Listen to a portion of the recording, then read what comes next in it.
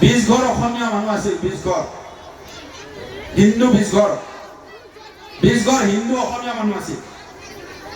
আন্দোলনত ভয়তে 19 ঘৰ মানুহে ৰাতিৰ ভিতৰত পলাই দিল তাৰ পৰা। মোৰ দেউতা গণেশ চন্দ্ৰ অধিকাৰীয়ে এই অসম আন্দোলনৰ 1979 চনৰ পৰা মইনবৰীত একমাত্ৰ অসমীয়া হিন্দু পৰিয়াল আমাৰ পৰিয়ালটো আছিল। আৰু আন্দোলনৰ পিছত 1985 চনত মোৰ জন্ম।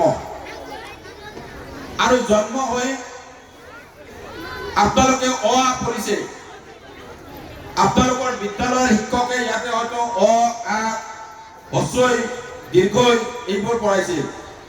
মোক পঢ়াইছিল চৰেয়া চৰেয়া চৰেও চৰেয়া।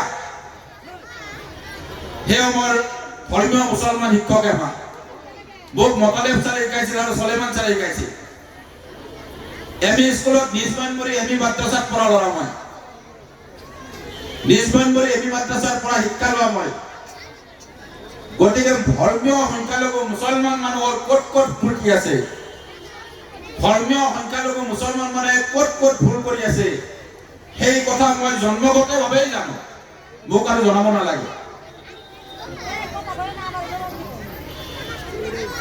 আব্দুল হানিফ মোৰ লগত পঢ়িছিল, ক্লাছ 7ত বিয়া পাতিল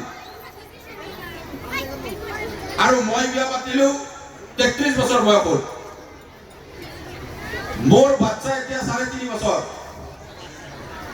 আৰু আব্দুল হানিফে বিয়া পাতি তেওঁৰ ছোৱালী বিয়া দিছে, ছোৱালী বিয়া দিছে।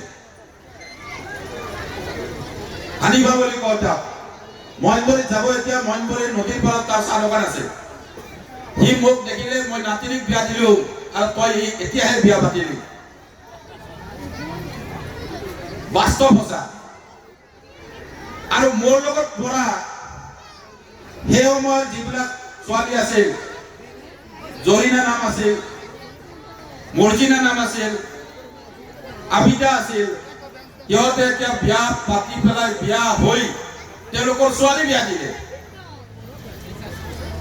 কিন্তু সেই লাখ লাখ ধৰ্মীয় সংখ্যালঘু মুছলমানৰ মাজত থকাৰ পিছতো